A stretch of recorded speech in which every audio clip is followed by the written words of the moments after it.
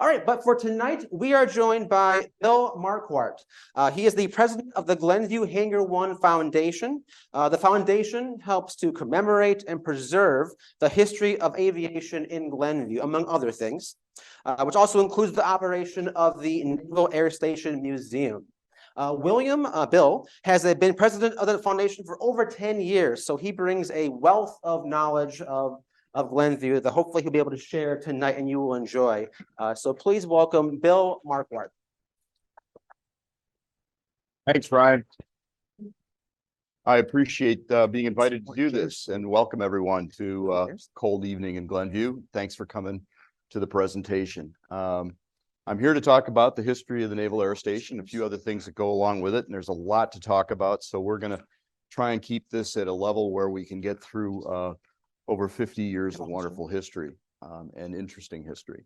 Before I get started, can I ask that all the veterans in the room please stand?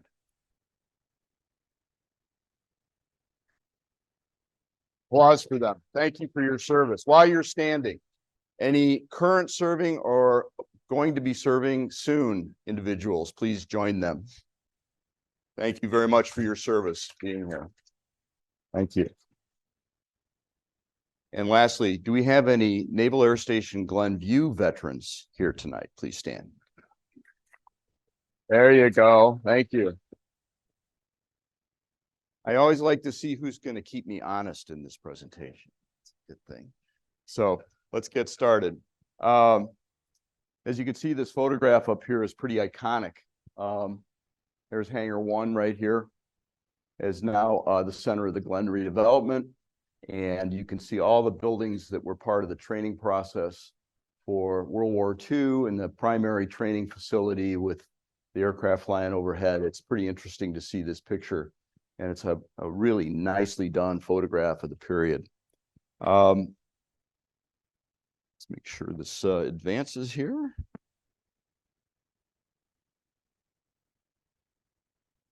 Let's see. There we go. In 1929, a little while ago, Curtis Reynolds, Glenn Curtis's company, who built the famous Curtis Jenny, was out building airports and looking for airports to help serve his aviation business. And he was surveying the area and sites for Chicago. It's a Midwestern hub. He bought 520 acres of farmland and spent $3 million building a world-class hangar at that time. $3 million in 1929. That's an amazing amount of money. The interest in building this airport was mostly because there was an airport down in southern Chicago. It's called Chicago Municipal Field at the time. And it had some issues with smoke from the steel mills and a lot of smog and pollution that kind of traveled down through the southern part of the city and obscured flight operations at different times. So Glenn Curtis thought this might be a great opportunity to move north and away from all of that. Became a major player in the aviation business, wanted to be kind of a country club atmosphere for aviation, people that were using private aircraft as well as potential commercial and transport aircraft. Interesting thing about this was Midway was built in Chicago Municipal was built in 1927, and this airport was completed and dedicated on October 20th, 1929. 1929 sticks out in our minds, at least mine, because 9 days later there was a stock market crash and the economic side of aviation and a lot of other things really took a turn for the worse. So you couldn't pick a worse time to open an airport with that kind of intention. Amazing amount of money spent and very little air travel at the time. But you can see through this image that the times were to be very upbeat and kind of that Art Deco look that was so popular in that era of time. But he did build the airfield and he did build the hangar. And as you can see, Curtis wrote his name on the top, and you can see all the people that are down in the front of the hangar, which became Hangar One at one point, and the aircraft out on the field. As you can see, Curtis being written on the roof of the hangar. During that time, navigational aids for aviation were very, very limited. So they tend to write the name of the airport on top of the hangar so people knew where they were going. But the idea behind the Curtis Airfield was pretty important. He was a smart guy, and he was building a belt of airports across the Midwest so that he used these airports as his transportation system so that he could utilize aircraft that had a certain amount of range at the time and be able to hop from one airport to the other in order to provide transportation for individuals, cargo, and also private aircraft. So it was a pretty important part of developing airports in the country at the time. So one of the things that became part of Glenview, which is really pretty interesting, is the national air races. Curtis Airfield decided that they needed to attract people to aviation. They wanted to call attention to aviation's new technology. It wasn't very old in 1930, but air races became a very popular thing at Glenview and, of course, at the Curtis Airfield. As you can see, this program, this was at the Sherman Hotel in Chicago where people were going to stay. They actually had very high level races at that time and aviation attractions. You could go for rides, different types of aircraft. You could meet luminaries at the time. And it was attracted thousands and thousands of people. You can see the grandstands here that were built on the airfield. It kind of looks like a football game or one of the bigger events that we see in auto racing today. Huge attraction. A side story on this, my dad grew up in Rogers Park, which is not too far south, but far enough south where he was 13 years old, and he rode his bike to the air races. And so he told me stories about coming to Glenview to watch Roscoe Turner and people like that fly their aircraft in the races, which was pretty interesting to hear when you think about what it is today. You know, when people came to the air races, we had some really interesting people frequent Glenview. Charles Lindbergh was here, and Ann. They flew through here quite often. Glenview was a major destination for people that were in the aviation field. They were predominantly here for the air races, but also for educational purposes. Amelia Earhart used to land here quite often and use Glenview as a place to stop over on her flights across country. And while she was here, she would stay very close by a day or two, and she would go visit the area schools. And she would go in and talk to the kids about aviation, explain what it was about, and get them interested in the aviation side of what's going on in the technology in the world. And obviously, she was very well received when she did that. But when you think about people that came to Glenview and took the time to, at that point, land their airplane, spend a couple of days, and actually go into the community and spread the word about aviation at the time was pretty impressive. Another aviator that was predominantly in the air races, as you may or may not know, was Jimmy Doolittle. He flew the GB in the races, which was a very short, high-powered aircraft, hard to control. But Jimmy Doolittle was kind of a daredevil, as we know. He was an auto racer. He raced cars all over the country. He was big into aviation, as you can tell, but he was really interested in aviation technology. And of course, this picture depicts him going off the Hornet for the first attack on Japan during World War II. So all these people, you know, over the years ended up evolving into different positions in aviation, whether it was military or civilian, and became the leaders for what aviation was as we know it today. One of the other things that was pretty important is through Amelia Earhart and other people that were involved in aviation, you know, they had a Chicago Girls Flying Club. And this was instrumental in teaching young women about aviation, getting them interested in the technology, getting them interested in being able to do things that maybe they didn't thought they were going to be able to do, and put together programs for people to actually come out and try and fly, which was a very impressive part of what Glenview offered at the time. So in 1937, the Navy decided to come to Glenview. And a little bit of background about this. Up at Great Lakes, which is not too far to the north of us in North Chicago, Great Lakes was actually the beginning of naval aviation. They had amphibian aviation on the lake, which was a really important part of the first steps in aviation. They didn't have what we have today in the ships that launch aircraft and a lot of land-based aircraft. They were predominantly seaborne or waterborne, which are amphibian aircraft. So Great Lakes was a terrific place for them to train.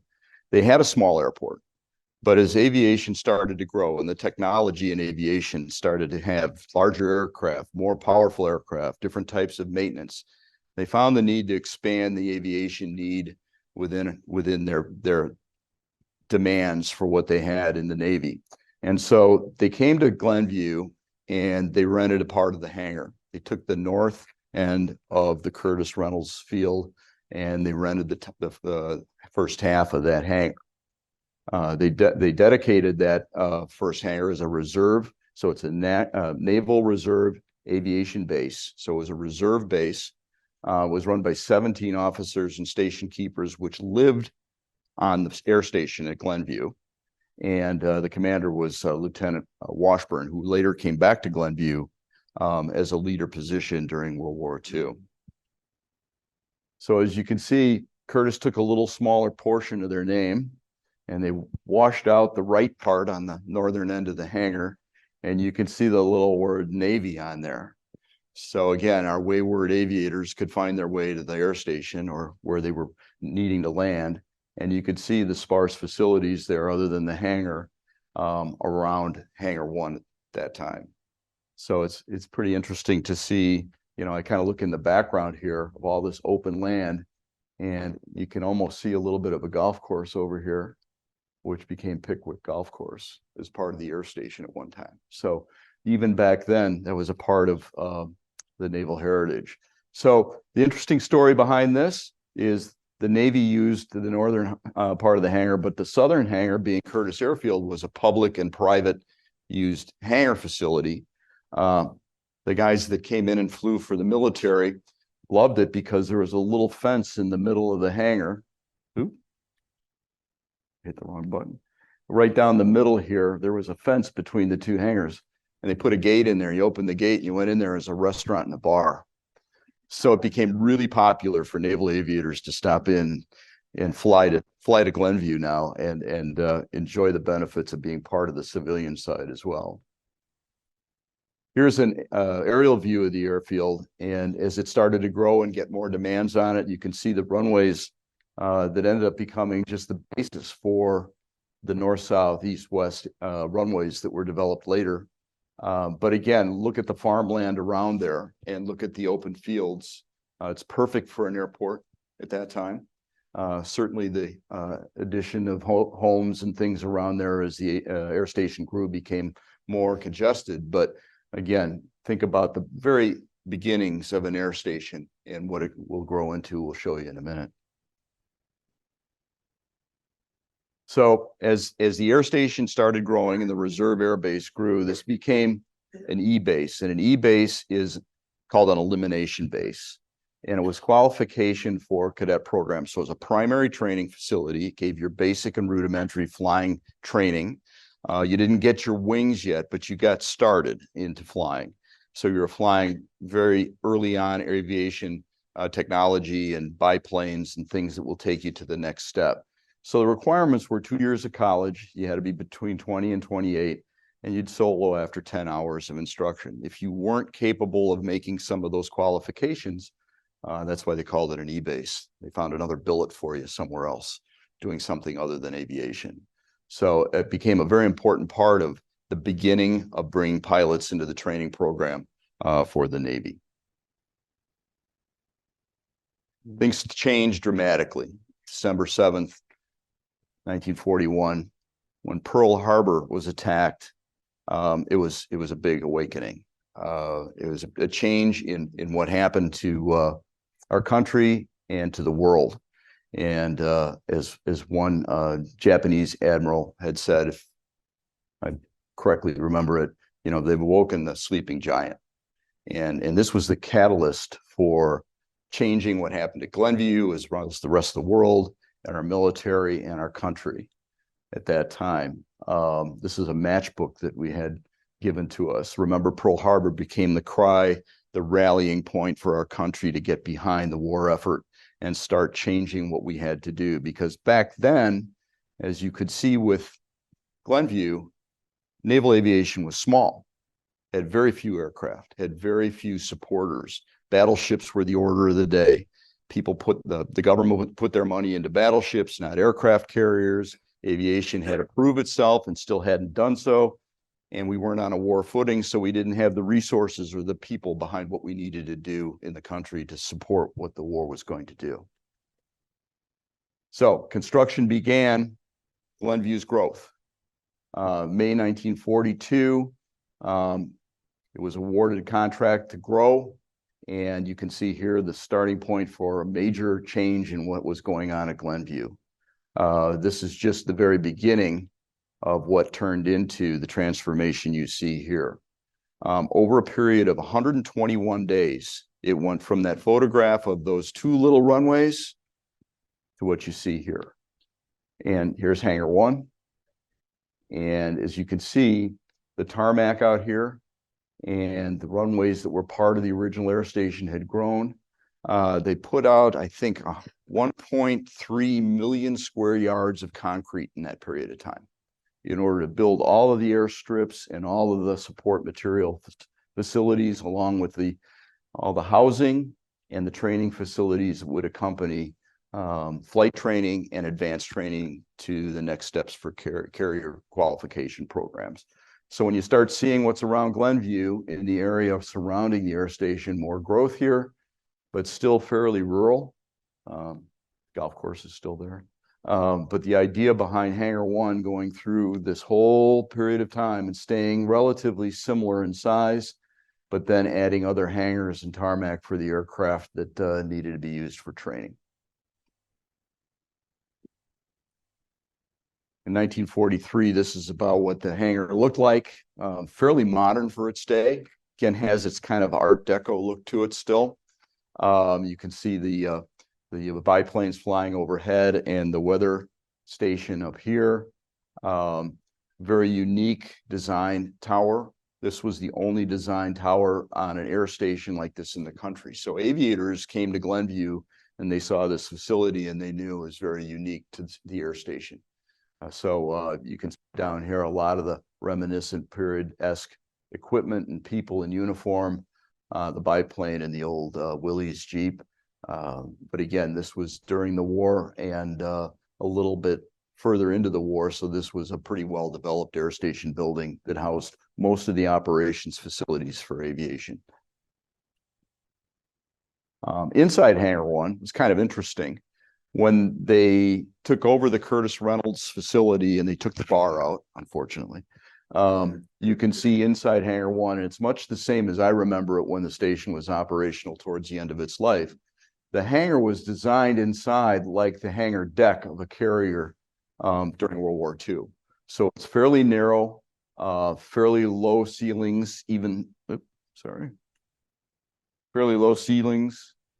But the ceilings were able to suspend aircraft if they needed to be stored, which was done on aircraft carriers during World War II. So when they had to replace aircraft, they were hoisted into the ceiling and stored there until they were needed.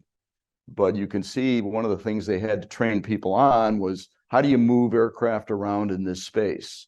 And these aircraft this is a post World War II photograph. You can tell by the bar inside the insignia, and this is really an orange band, which is a reserve aircraft.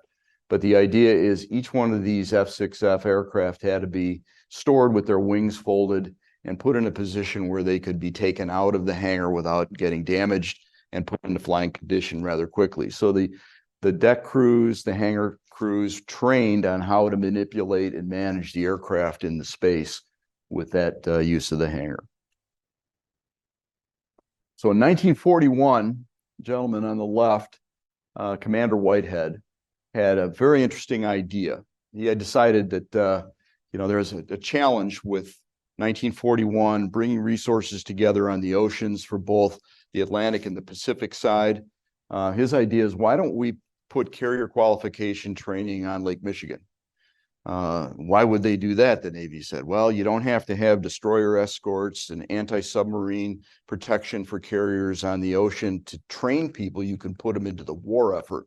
You can reduce the number of resources needed for training and you could enhance the training syllabus so you get more pilots through the process faster without the hindrance of fear of attack from either side of which ocean you're on. There were still carrier qualifications up in New York and along the coast and in Florida and in San Diego. But his idea was bring it to Glenview and start training on carriers. But there weren't any carriers. They couldn't come through the canal. They couldn't get them down to Lake Michigan. So the idea was, let's take some existing ships and convert them into carriers. So the C&B was a luxury steamer, paddle wheeler, coal-fired, that was on Lake Michigan for many years. It was state-of-the-art luxury. I mean, if you think of ships like the Titanic, you rode on the C&B? On the Greater Buffalo? On the way to Buffalo. Well, then you can speak to the nice conditions of those ships. Wow. Well, this is a whole story in itself, so we should talk about that. But there's a story about the high quality luxury liners on the lake, and this was one of them. So the Navy bought the C&B and converted it. So they wanted to take the superstructure off the top. All this would come off, and they'd put a flat deck on there, and they'd train pilots on it. So it was a pretty dramatic adventure for them to do that, because the C&B became the Wolverine. And you can see here, this is part of the construction of the Wolverine after they've taken off the superstructure and all the wonderful accoutrements of a paddle wheeler on the lake. And now you've got this steel structure with a deck coming on it. And it didn't take them very long to do this. This is June in 1942. So once the decision was made, the money was allocated, you can see how fast things got done when they needed to get them done. And that became the Wolverine. So big difference between the C&B and the Wolverine. Coal file paddle wheeler. Here, you can see this is where the paddle wheeler was. And it was the first of the only two coal file paddle wheel aircraft carriers in the history of the Navy. So we got some pretty distinct stuff going on in Lake Michigan. And the part of Glenview that plays a role in here is the pilots and the training started at Glenview and went out to these carriers. There was another carrier that was built out of the Greater Buffalo. Again, look at the size of the superstructure and the cabins and how big this paddle wheeler was when it was in its heyday. And as it turned into the Sable, this is the Sable going by the Chicago skyline in 1942. So pretty impressive change. And to have aircraft carriers on the lake gave a huge advantage to pilot training across the whole Navy operational system. And, you know, as we probably know and can look back on, the biggest thing about our success in World War II was we had people that were well-trained. We had a way to get well-trained people, and a lot of them, to change the course of the war. And Glenview and this program literally changed world history. So we have a little bit of a story about Glenview, but it goes way beyond the Glenview area. It's a sample of a picture of the deck crew on the Sable in 1943. You can see how young these faces are, and all the different positions that they played, everything from flight deck crews to people that were maintaining aircraft on the aircraft carrier. And it doesn't include all the black gang down below that was working in the coal-fired furnace area for the boilers, and a lot of other people that were on the ship. So this was a fully operational aircraft carrier that happened to pull into a mooring every evening and wasn't at sea as long as a fleet carrier would be. When you look at the job of the feeding those coal boilers, that's the gang that kept it going. And so when everything converted to oil and was part of the fleet carrier, fleet Navy operation, were oilers when we were still burning coal on Lake Michigan. So it gave us a huge advantage because we didn't have to use the oil either that was going to the fleet. Conditions on the ship for the crew were similar to a carrier at sea. The difference is there were fewer of them, but they lived in the same quarters and they were familiar with this, whether they came from the carriers or were going from here to a carrier at sea. There's a lot of interesting stories about the crew. There were crew that were at sea and weren't allowed to, or on the lake, and they weren't allowed to go ashore for a number of days. There's stories about them jumping ship and swimming to the beach and coming up on Evanston Beach and putting their clothes in the sand, picking up some other clothes and heading into town for a wild night and then swimming back to the boat. I don't know if that's something I'd be doing in this cold weather, but they really wanted to have a good time, and there's a lot of stories about them being successful at doing that, but very dangerous for them to try to do it. They ate well, as most ships in the Navy. They had a great galley. They had great food. Being on the lake longer and in different weather conditions, much more bearable. But they had full kitchen facilities and food was good. So at Glenview, they had 2 levels of training. This is the primary training. You'll see these biplanes were used for people that are coming into the cadet program. We mentioned the E program earlier, where it was an elimination program. This is where you did primary training. You learned to get your basics of flying aeronautics and training in an aircraft. Your next step would be going into advanced training or going to carrier qualifications. These were called N3N yellow perils. They had N2Ss. One was Stearman, one was the Navy Flying Service aircraft, but they looked fairly similar. Yellow perils were called that because they were new students. And you had to watch out for these airplanes. They're yellow, watch out for them. They could be in peril, okay? You just want to stay cautious around these airplanes because of they're new students. They're learning to fly. And having raised 2 kids learning to drive, teaching them to fly would have been a whole nother story. I think that would have been I would have painted the car yellow, I think would be a good idea. But the yellow perils were prevalent. There were hundreds and hundreds of these airplanes around Naval Air Station Glenview at different times. And I know many people that lived in Wilmette, Glenview, Winnetka, Evanston, they would see these aircraft flying around the area all the time on the North Shore. So formation flying and learning some of the aeronautics that they had to learn, there were quite a few of them in the air at any time, given the weather was good. This is an interesting picture because it's about the cadets. And, if you really look at this is sitting out in front of Hangar One, a nice summer day, waiting for their turn to go fly. And if you look up here, this is the morning wing. And there's 1st, 2nd, 3rd, and 4th flights. So they had 4 flights just in the morning of all these people on the roster with different initiatives that they had to perform in order to get to the next step in their flying training process. So you can imagine everyone being kind of anxious and what was going on at the time, because a lot of aircraft in the air, a lot of aircraft moving on the ground, and they were learning quickly what they needed to do to perform and move up into the next step of training. One of the things that was important about the other side of Glenview training, we just talked about the primary side, is the advanced or carrier qualification. And a carrier qualification was with more advanced aircraft, usually an SNJ or one of the fleet aircraft like an F4, F2 Wildcat, a TBM Avenger, some of the mainline aircraft at the time. When they would take off out of Glenview, they would be given a vector or a direction to Point Obo. Point Obo was the Baha'i Temple. We drive by Baha'i Temple all the time. We don't think about it very much as being a beacon. But again, just like the name on the hangar, this was a recognized landmark on the lake. When they got to Point Obo, radioed back to say that's where they were over Point Obo, and the ship would contact them and give them directions to the boat.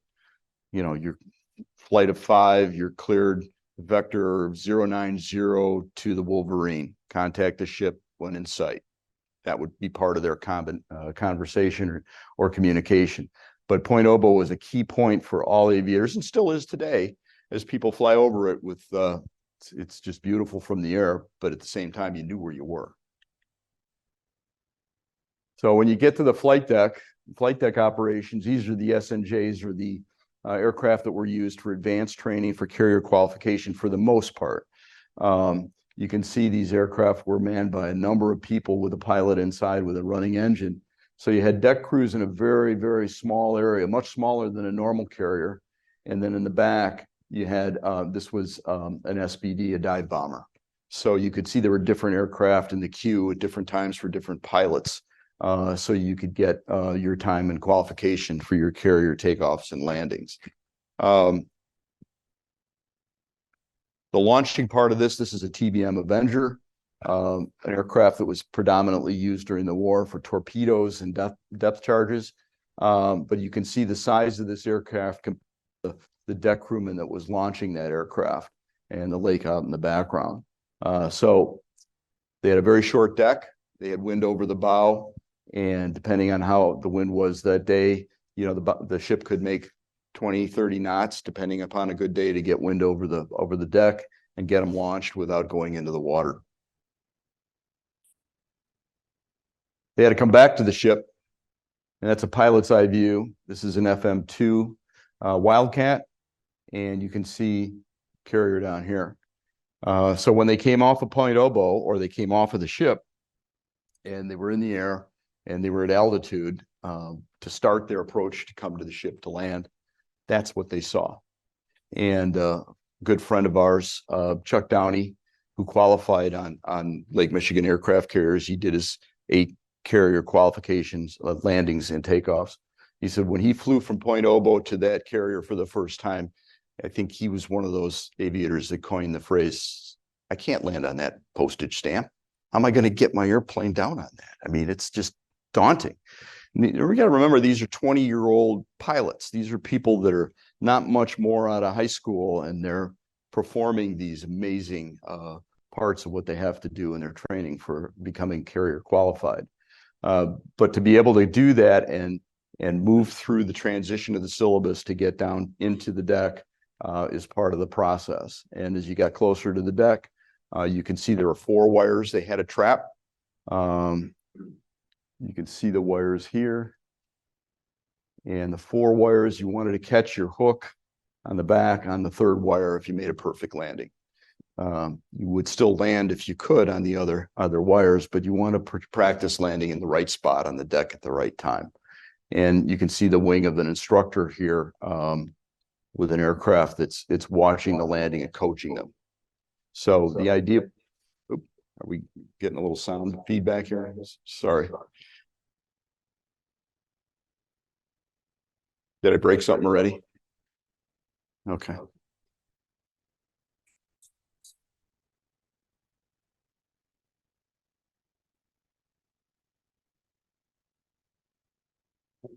Is that better? Yeah, no feedback. Great. Can you still hear me? Okay, great. They would do this depending on the weather. You may land, you may take off again 1 or 2 more times, depending upon the flight schedule for the day. I think pilots would rather get that done quicker and as fast as they can, but sometimes they had to go back to the air station and qualify for the rest of their landings and takeoffs the next day. The LSO was the person on the back of the deck, the fantail of the deck, and you can see the paddles in his hand. He was the person that was in charge of everything that happened that came aboard the deck while they're in flight operations. So the paddles on his side, I brought in a couple of artifacts here.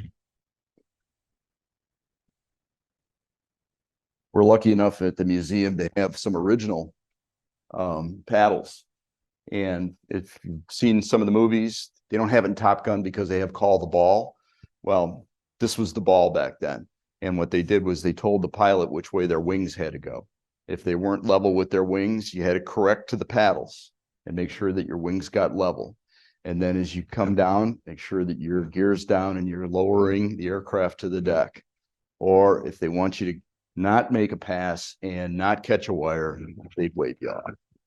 So these paddles became very important and were the visual cue for the pilot that had no other way to know his angle on the deck other than his own view from the cockpit, which may not be as good as what he would see on the fantail of the ship to get them aboard safely.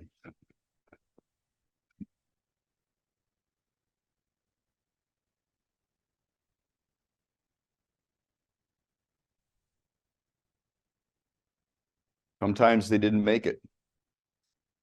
So you can see the aft end and stern of the ship, and you can see the landing gear of the aircraft upside down here. Sometimes the aircraft would come up short, or the aircraft would have a malfunction or a pilot error, or Could be any number of things. The engine quit on the final approach, which did happen quite a bit. Unfortunately, the aircraft that were used at Glenview were aircraft that came back from the Battle of Midway, that came back from the early use in the war, and they were repurposed for training. So a lot of these aircraft have been war weary, and unfortunately were not in the best shape, other than the best the mechanics could put them in to get them to qualify for the ship. But a number of aircraft went into the lake. Approximately 130 to 140 various types of aircraft went into Lake Michigan because they didn't make the ship. I think about 10 of them were recovered, and when they were in service on the water, the rest of them were left at the bottom of the lake. And recently, a number have been recovered and put into the museum down in Pensacola. Lake Michigan became the biggest repository of vintage aircraft for the Navy that they could ever ask for. Because at the end of the war, most of these aircraft were destroyed, pushed over the side in the Pacific or the Atlantic, and examples of them were no longer available. So what happened was the Navy decided to recover aircraft out of Lake Michigan and restore them and put them into the museum at Pensacola. And if you go to Pensacola, you'll see virtually every one of the aircraft there referring to the carrier qualification training at Glenview, because that's where they got them. So very interesting part of the history of naval aviation is captured just out of our lake. And right now there's still 50 aircraft still at the bottom of the lake. 8 aviators perished, and there's still 1 aircraft down there with the remains of a pilot in it. The salvage vessel came out to recover aircraft where they could. If it wasn't too deep, they pull them out of the water and they put them back in service. Fresh water didn't damage aircraft like salt water did at the time. So you had the advantage of having aircraft that could be washed out, cleaned up real quick, and put some gas in them and send them back out with another unsuspecting pilot. When the carriers were not in use on the lake, they moored at Navy Pier. What a great place to be. Navy Pier was a perfect place because here's Navy Pier. Here's the old Kraft building downtown. And this is the North Pier area that is a bunch of amusements and restaurants now. And of course, the carriers next to each other. Navy Pier was an important part, not just because of the name, but because it was used for war bond drives. It was used for training advanced technical aviation components like radar at the time, which was new to aviation and to the Navy. And it was also there for training, rebuilding, and servicing aircraft. So people learned skills there to go on into the fleet to work on the carriers. But a great picture of the 2 carriers together, which was always interesting to see that when you look at pictures on the lake and seeing aircraft carriers as part of the scenery on Lake Michigan. Again, here's an example of one aircraft that nosed over and the crews that recovered it. And you can see the damage to the aircraft, to the wing and to the cowling, and of course the propeller. This aircraft would be put back into service and flown again. So as they were training, they not only trained on the carriers, but they trained at what they called bounce fields, auxiliary fields. And all these diamonds represent different places where they could land and recover aircraft if they had a problem, mechanical problem, if they had a navigational issue. But they were all places where aircraft could land and practice their landing. And they also had painted on the runways a carrier deck, and they had a resting gear on them. So you could actually practice on land and not have to worry about going into the lake to get your first few qualifications on what it felt like to feel the pull of the wire, or to understand what it was to miss a wire and get a wave off, or to land safely if you had a problem.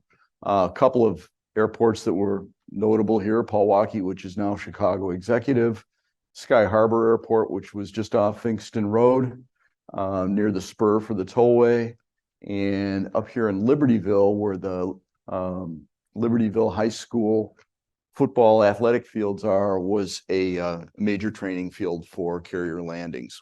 And now there's a non-directional beacon for aviation navigation that's pretty important in our area. So all these became part of Glenview Naval Air Station, were manned by sailors and people to help train pilots. There were some interesting people here during World War II.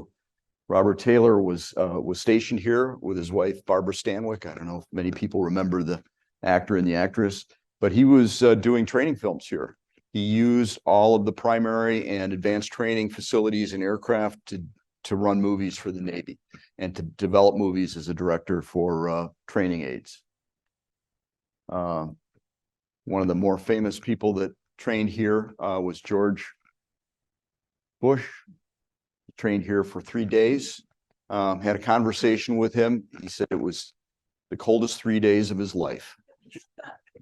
So he must have trained in the winter. But he was considered to be the youngest naval aviator in World War II until the person I mentioned before of them enlisting.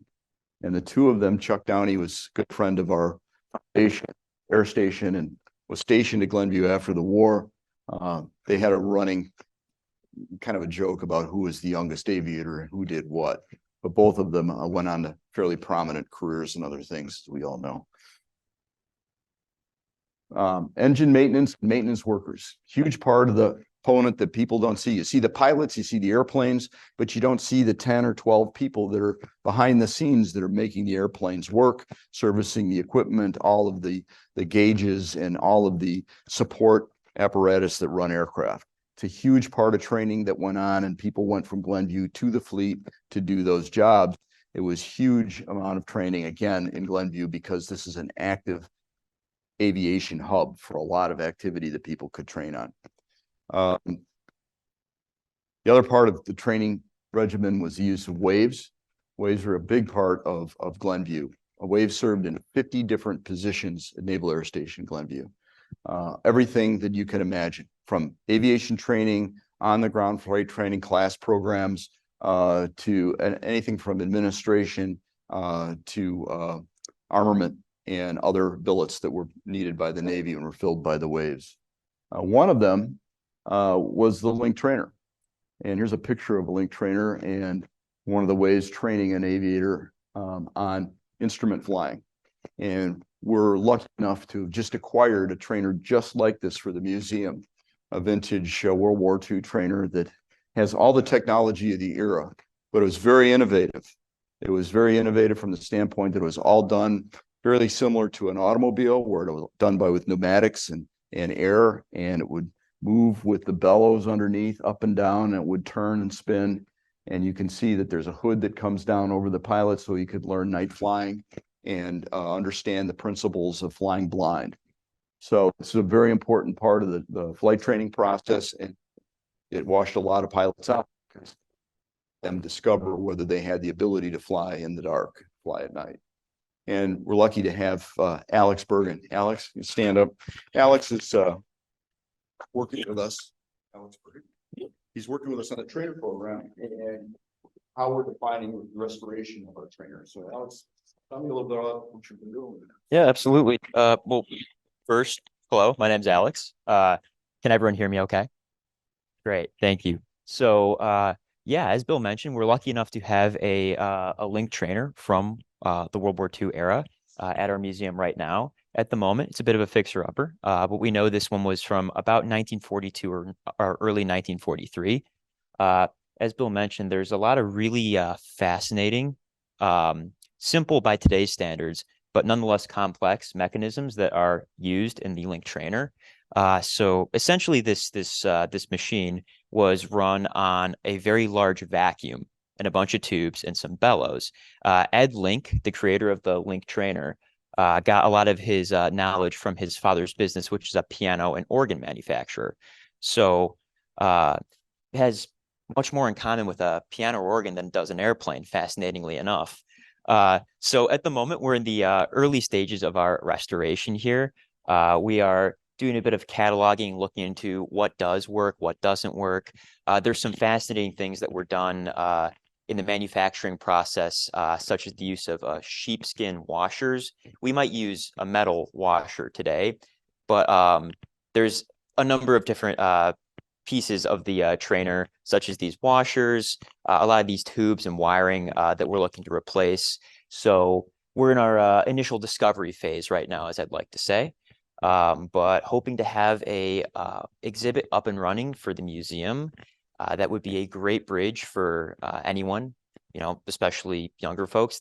Another fun fact about the trainer is in 1929, when the patent was developed, Link also advertised this as an amusement ride. In 1929, we're going into the Great Depression here. There wasn't a huge demand for aviation trainers.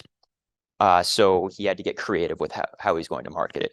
In the 30s, this was picked up and contracted by the US government, and we had the Link trainer as seen here. But yeah, I'll turn it back over to you, Bill. Thank you for having me up. Thank you, everyone.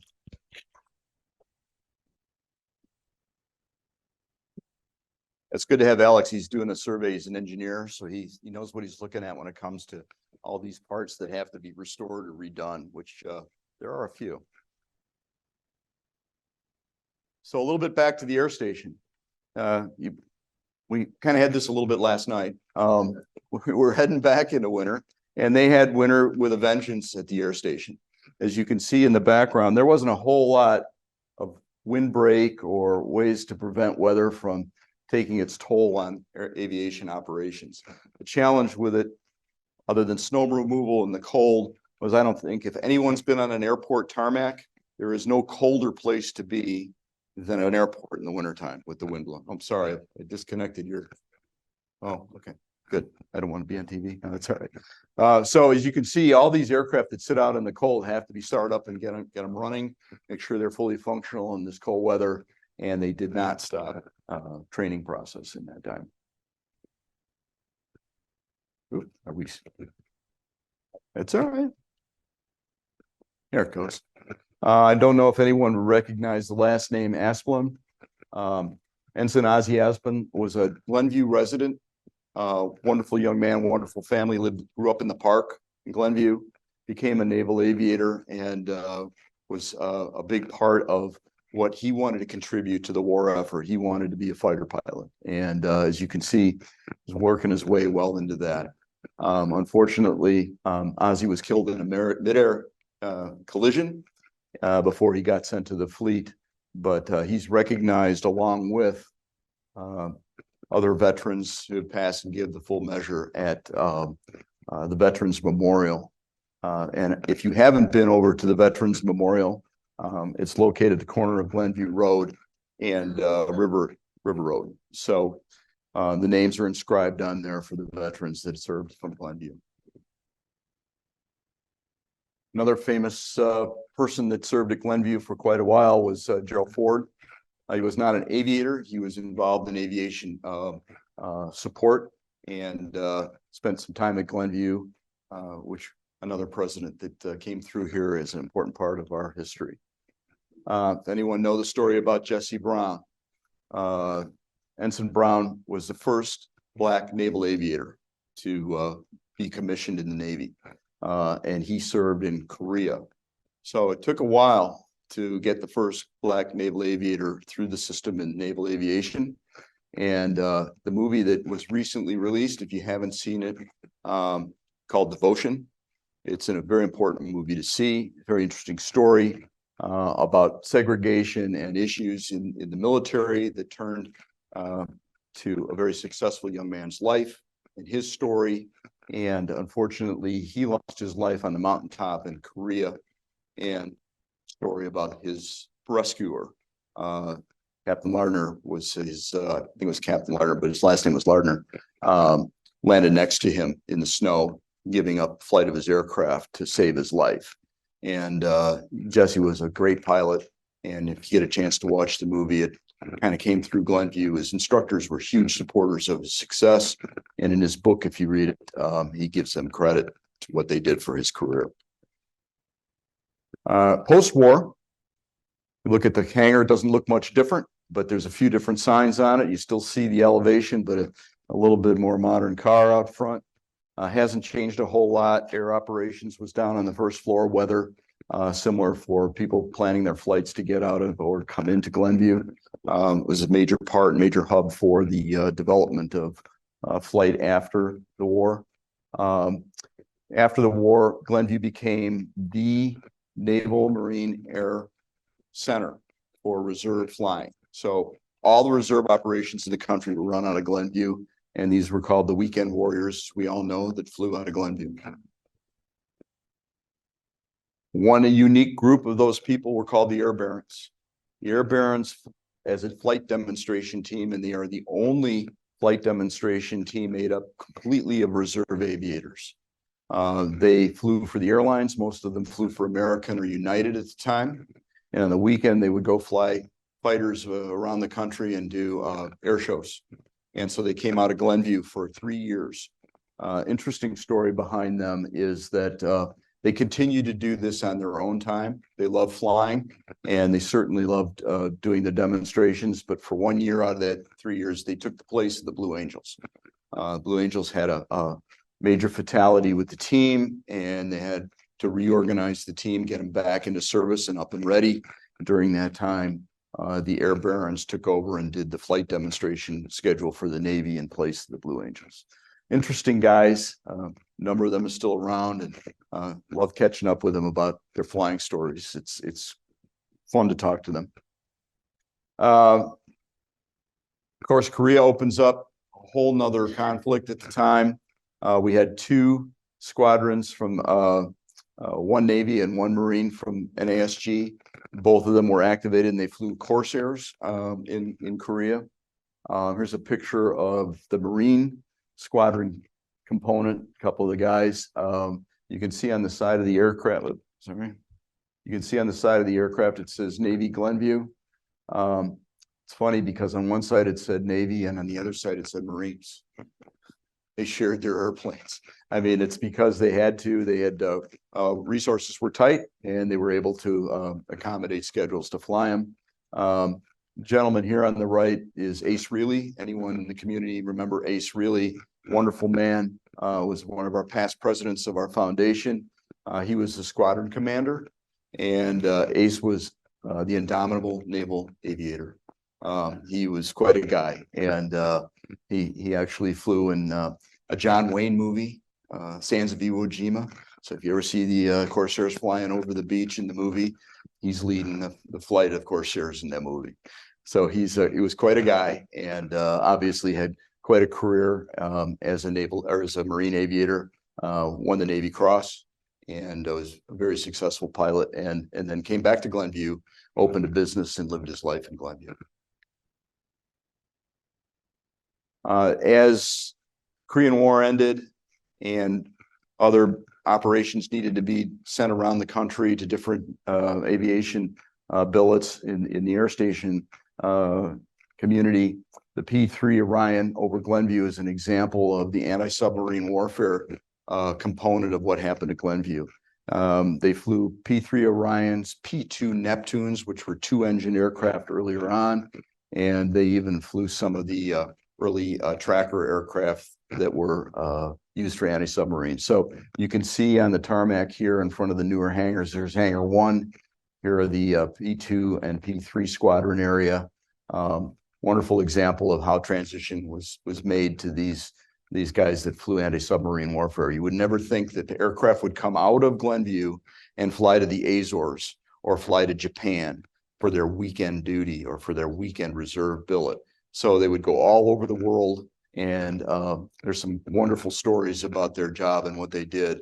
And there's pictures of them scaring Russian submarines out of the water. They did such a good job. So this time you'd see these aircraft flying overhead on weekends more often, Saturdays and Sundays. And the crews lived around here or up in Minneapolis. They would fly up to Minneapolis, pick up crews, bring them back for their reserve duty.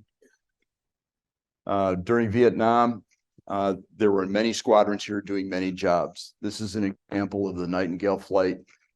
This is an Air Force Nightingale aircraft that brought wounded from Vietnam to Great Lakes. Great Lakes had a 1,000-bed hospital. It was a wonderful place for people to come and get recovered from their injuries in Vietnam. And it was a mainstay for how people got there through Glenview. Other squadrons and aircraft that were part of Glenview at that time, there was a Marine C-130 and helicopter squadron here at Glenview. There was a Navy Seabees billet here. There was an Air Force intelligence billet here during that time. And of course, there was the Navy P-3 anti-submarine warfare folks that we showed you in the previous picture. So Glenview became one of the first multi-service bases as it developed into mixed use after so we went through the Cold War and then after Vietnam, all the way through Desert Storm, and just before it closed and was slated for closing in 1995. So some headlines from the papers at the time. When the BRAC came out, Glenview was on the block to be a reduction in force, reduction in facilities, to save money and to condense and consolidate training. So it was slated for closure in 1995. It was a sad day. It stood out on the tarmac. It was a cold day that day. I remember being here. It was the last flight out in 1995. You can see one of the airmen out of the top of the cockpit of the P-3. There was a C-130 flight out a couple of weeks before that when the Marines left for Dallas, and that squadron's still active in Dallas. Part of the Chicago history that they really love to be here, but are now down there. Whidbey Island became part of their training facilities where they went to, but the P-3s went to different service areas around the country, and Glenview closed up. So here was the hangar as the base had closed. You can see there's no activity around the hangar, and you can see what I always consider to be kind of the famous stop-off point where the wings were painted on the tarmac for visiting dignitaries. Hangar One became preserved on the National Historic Register through the effort of the Historical Society at that time. Bev Dawson and Gene Vogt worked very hard to get this hangar registered on the National Registry for Historic Places, and stands today because of their efforts. The idea behind this was to preserve and recognize the history of the air station. And as you probably know, when the Glen was developed, the front of the hangar was retained. These are the fish bowls. Some of this facility has been refurbished, and the hangar doors were taken out, and obviously the facility was moved forward so that they could accommodate retail space. But as you look around Naval Air Station Glenview as it is today, as the Glen, you'll find different cues for the history of the air station. A number of things have happened around. There's a Navy Memorial Park, which we, through the foundation, created to depict statues of the airmen and their duties at the air station, with blocks commemorating the people that served here around a fountain. Around each one of the retail areas, you'll see some of the squadron plaques of all the squadrons that came through Glenview, which there are many, and you can see a little bit about their history. Right now, I think it's still there. We put together a brief history of posters on the windows in front of the Hangar One facility, so people can at least get an idea what happened here during these years. But we missed the sound of freedom and the loss of the air station. Bev Dawson has written many articles. She is our historian. She's the historian for the History Center in Glenview.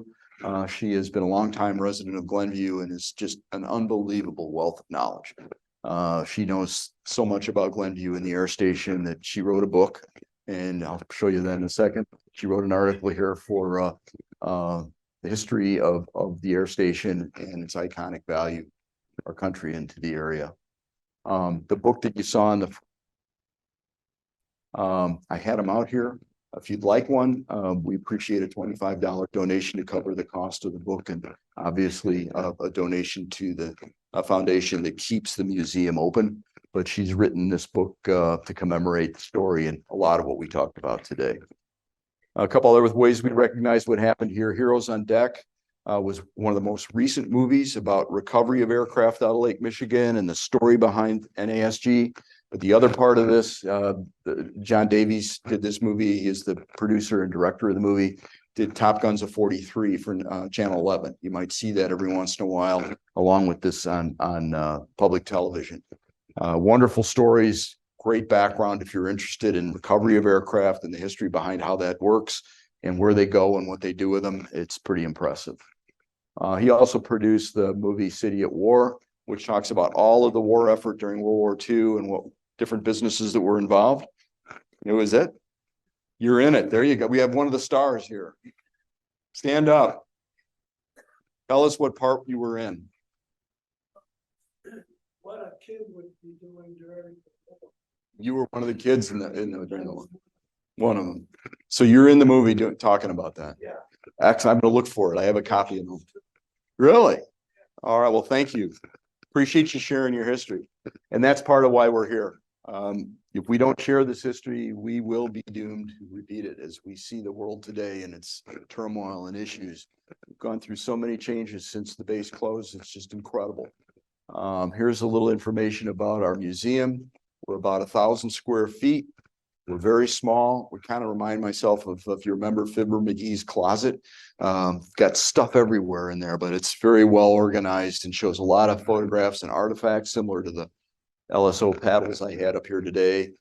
We also have the helicopter that served at Glenview as a Coast Guard helicopter, was hanging over the coal mine at the Museum of Science and Industry, was deassessed to us, and we're looking to get it inside out of the weather, got it covered now, and get it restored like we're going to do the Link trainer. So this is where we are, our hours. If you want to visit our website, it's a terrific opportunity to get a little more information and kind of fun to see what else we can show you about the history of Naval Air Station Glenview.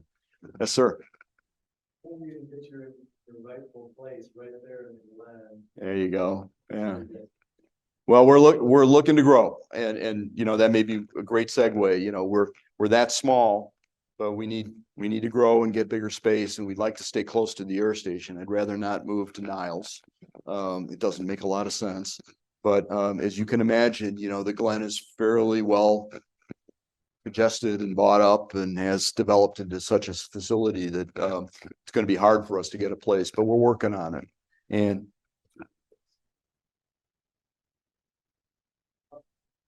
yeah, we agree with you. It would be a great spot. And so we've worked with the real estate owner for the Glen, and it's a little bit of a challenge when you talk about the economics at times, but we're hoping that we'll find a way to do that. And again, I put that up there for a couple of reasons. We're always looking for docents. If people have an interest in learning more or visiting with people at the museum and talking about what we do, we don't have long hours, but we always would like to expand or get more hours during the week. We do by appointment only. If you have a group that comes in, we'd love to have you bring a group in, talk a little bit about what we did there and their interest level in the history of the Naval Air Station. We're always looking for ideas on where we can build or where we can be as a new facility. And we'd certainly love to have any contributions that people like to make, because that's how we live. We're an all volunteer organization. No, one of our board members, Kirsten's here tonight, along with Alex, who worked on trainer. If any would like to help, join, have some fun, be a part of it. We love to have some extra people involved. That helps us out and also helps a lot of people to be involved. So you don't have to go far to be at the museum. It's right on Lehigh Avenue. Is there any questions? Sir. When the pilots worked on the Naval Air Station, what planes were they approved on for World War II? Same type of plane? Well, they went from the Yellow Peril, then they went to advanced training. So they went to Jacksonville, Florida. And Jacksonville would put you into the AT-6s that we showed you there. The AT-6s were an SNJ Navy version, and they were a trainer aircraft with higher performance, retractable landing gear, get you to the next step of operating more complex systems and faster aircraft. When you went from there and you got through your advanced training, then you were selected to go to different types of primary aircraft, which was the Corsair, if it was that, or the F6F, or the Wildcat, or the TBM Avenger, or the Dauntless dive bomber. All those aircraft had different complexities. Then you went into that line of training. And then after you went through that line of training, usually came back to Glenview, and you did your carrier qualifications before you went to the fleet. You know, it could be a year and a half. Yeah, it was quite a long. They tried to get people through faster. They trained 60 pilots a day on the carriers. So 60 pilots would qualify for carrier quals per day when those carriers were out there. So that's how fast and how many pilots they put through this system. So Glenview trained about 17,000 naval pilots, give or take 1,000. And as I said before, when you think about that timeline between primary and actually going to the fleet and being launched into a combat situation, it was a long period of time, and that pipeline filled with a lot of people. And to keep that pipeline going was the reason why we had trained pilots and better equipment, and we were able to change the course of the war. They land or they go out on the aircraft carrier, but they flew to Glenview. Where did they go to learn that? Is that all machine? Well, primary training went down to Pensacola. A lot of primary training and advanced training happens in Pensacola and down at Jacksonville. But there are other air stations around that would pick some of it up. You go to San Diego, you could go to Mayport, you could go to different aviation billets that were in different training modes that you would be able to go to from Glenview. Happened to the aircraft carriers after they got rid of? That's a great question. They were scrapped. They were sent over to Buffalo and they were cut up for whatever purposes. But it's an interesting story because Frank Lloyd Wright bought some of the superstructure off of one of the carriers, and it's still up at his museum. And so the carriers live on, and the Frank Lloyd Wright connection to naval aviation and architecture, because he loved the way the superstructures and the steelwork was made, and it had such unique style that it fit his style. So he kept it, and it's still up in Wisconsin, but not a lot of it. So If maybe the commentary is clever, would Curtis possibly have been O'Hare? yeah, well, that's what he wanted to be. He wanted to be the Chicago main airport, and it could have been, even after Glenview. There was a lot of talk when the base closed about turning Glenview into a major airport. I think a lot of people in Glenview like that idea for a lot of reasons, but it was a huge facility that could be used for, just about any type of aircraft use. So whether it was transport or people or whatever, think of a UPS hub for that kind of thing. But that was the idea. And then Orchard Field, ORD, then became O'Hare because of Butch O'Hare. And it also lends me to another point. When you go to O'Hare or you go to Midway, then one of the aircraft out of the lake are both airports. There's an F4F at O'Hare that's in the main circular rotunda, and it was restored and put at O'Hare to represent Butch O'Hare's aircraft. And then there is an SBD Dauntless hanging from the ceiling at Midway that was recovered and restored out of Lake Michigan. So some of these airplanes come home. We're hoping to bring another one home for our museum. Airplane that's in Glenview. That is a Boeing Stearman that is an N3N. And that is a training aircraft that was similar to the one that was used at Glenview. A fully restored airplane. It was bought by the von Maur family as a commemoration for what happened at the base. It did not serve at Glenview that I know of, but it's a wonderful example of what it was. So if you get a chance to go in von Maur, I go just to look at the airplane.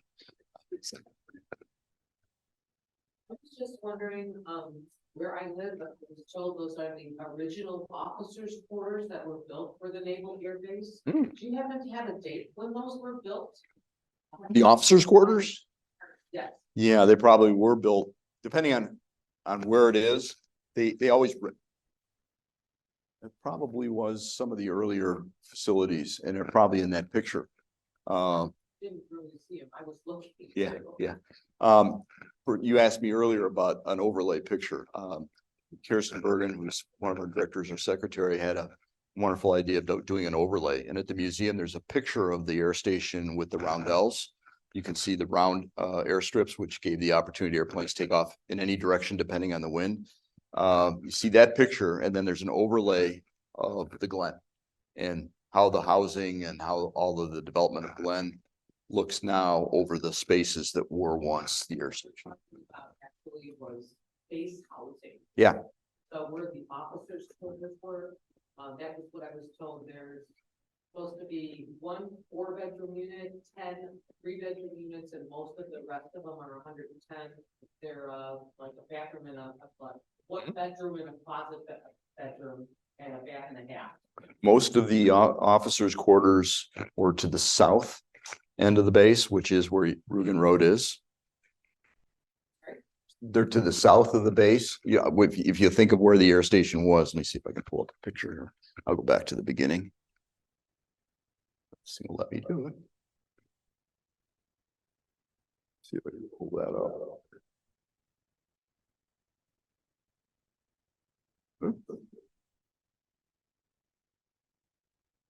So a lot of the base housing was back in here by the golf course. So that's Rugen Road area. So that would make sense. Well, where I live on Rugen Road, there's another Rugen Road closer to Milwaukee. But like I live on a little, one street that ends into the Glenview water plant, just to give you an idea where it is. I'd have to look at the map. I'm not sure to be specific to answer your question. Sorry. Okay.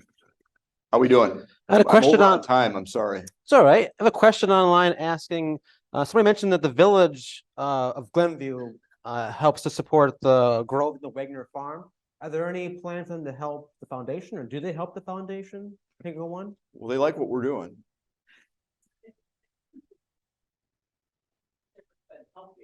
Well, you know, we were looking for help from anyone, including the village and anyone else who would like to help and would support this. We think it's important. How important always depends upon money and place, facilities available. So we're hoping that at some point in time, we'll find that connection and that fit, hopefully with the village. And in the past, we've met with the village and they're very supportive of what we're doing. But again, we're where we are and what we're doing. So hopefully we'll find that right mix that makes sense to get a location, raise the right funding, and be able to get the support from the community that we need. The community, everyone that lives in the community has always voiced a big support for this and always said that they like the history, they want to know more, they want to preserve it. We need to move kind of the next steps and be able to call to action and get a space that we can make this more of a museum that people can have forever. So hope that answers that question. Anybody else here for, I'm singing here till 8:30 if you like know. I appreciate everyone's question and your time. I'm sorry it was a little long, about 15 minutes over. If anyone has questions after, I hope you'll visit the museum. Come see us. It's a lot of interesting stories and information, as well as things people never really would have thought had happened, as well as what it was like back then. So again, thank you for your patience and listening, and I hope you enjoyed the presentation.